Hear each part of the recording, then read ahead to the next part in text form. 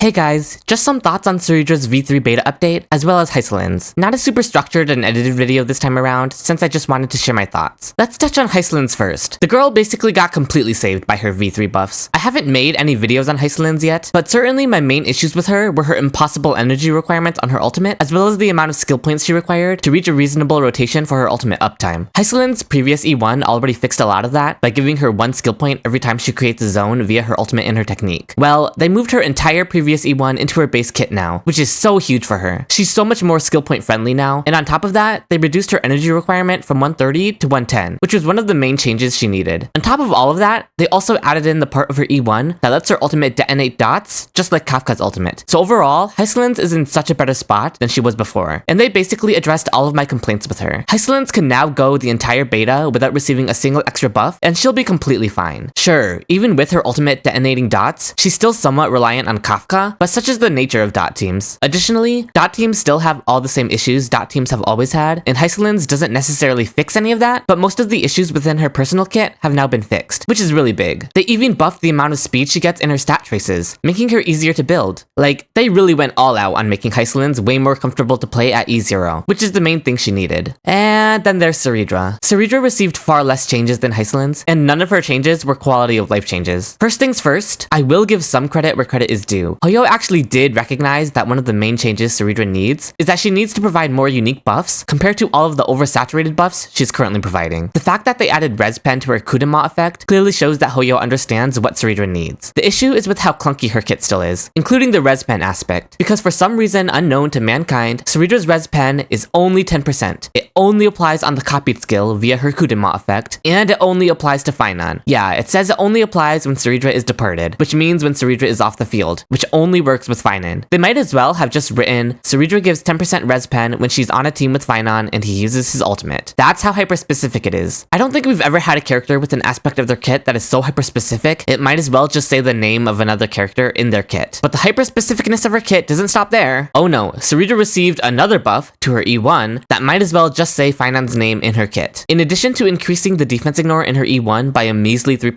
Cerydra's E1 now also gives 2 energy to the ally she uses her skill on. 2 energy. The only character that this has any value for is Finon. 2 energy is not changing anything for any other character, but the fact that it's even a tiny amount of energy means it's able to activate Finon's bonus ability that gives him an extra core flame stack when he gains energy. So Cerydra's E1 makes her give an extra core flame stack, and it might as well just say that. The E1 might as well just say, Cerydra now gives an extra core flame stack to Finon. In terms of how niche and hyper-specific she is as a support, she's even more tied to Finon than Jiao Cho was to Acheron. She's even more tied to Finon than Goro is to Ito. She's even more tied to Finon than Rakan is to Xayah. Okay, wow, that one's a deep cut. Now, I've been harping a lot on how hyper-specific she is, but I will say that Cerydra's changes do make her better for Finon. At E0, it's not a huge increase. 10% Res Pen on 2 out of 5 meteors isn't the biggest deal in the world. It honestly mostly just serves to emphasize even more that she's supposed to be tied to Finon. Cerydra's E1, however, is actually super cracked now. The extra stack generation is way stronger than you might think. Previously, Sunday and Cerydra were 2 halves of Finon's best support because Sunday provided the most stacks, while Cerydra provided the highest damage via the double meteors. Well, Cerydra's E1 now provides the most stacks and the most damage, either letting her completely replace Sunday more easily, or letting you run a character like Tribi or Cypher in the 3rd slot, a character who provides no stacks for Finon, but amplifies his damage more than any other character, while Sunday and Cerydra are able to handle Finon's stack generation because of how powerful Cerydra's E1 is. And in teams that overflow on core flame stacks now, thanks to Cerydra's E1, that means her E1 essentially translates to more skill points now because it allows Finon to weave in basic attacks due to no longer needing to skill because of her extra stacks from Cerydra's E1. This means Cerydra's E1 is a bigger damage increase than her signature light cone, especially if Cerydra's E1 allows you to slot in a stronger damage buffer in the last slot, and Cerydra's E1 translates to more skill points for the team due to giving more core flame stacks compared to her signature light cone's SP regeneration. In other words, Cerydra's light cone should never be a consideration when compared to Cerydra's E1. Her E1 is always better, and just in general, her E1 is really strong for Finon teams. But do not feel pressured to go for her E1. That's what Hoyo wants, after all. They have turned Cerydra's E1 into very blatant Finon bait for Finon players. But just know that Cerydra will still work perfectly fine in Finon teams at E0. She is made for him after all, and Hoyo has now doubled down on making sure everyone knows that she's made for him, for better or worse. And if you don't want Cerydra at all, that's fine too. Finon can still clear current content just fine without her, so you can always consider getting Cerydra on a rerun if you start struggling with content by the time that comes around. Additionally, you can of course always consider just investing in Finance E2 instead, although that is quite a bit more costly. Oh, and they kept all the part of Cerydra's kit dedicated to her abysmal personal damage, even though they also added a part of her kit that depends on her not even being on the field. So I don't think Hoyo understands what they want her to do. Anyway, those are all the changes to Cerydra and Hysilens in version 3. Hysilens is saved, Cerydra is still having identity issues, but despite it all, she is still the best in slot support for Finon, even more so at E1 now. But don't fall for the E1 bait, unless you really like Cerydra. And definitely don't fall for Cerydra's light cone. That's all. Thank you for watching the video. Until next time!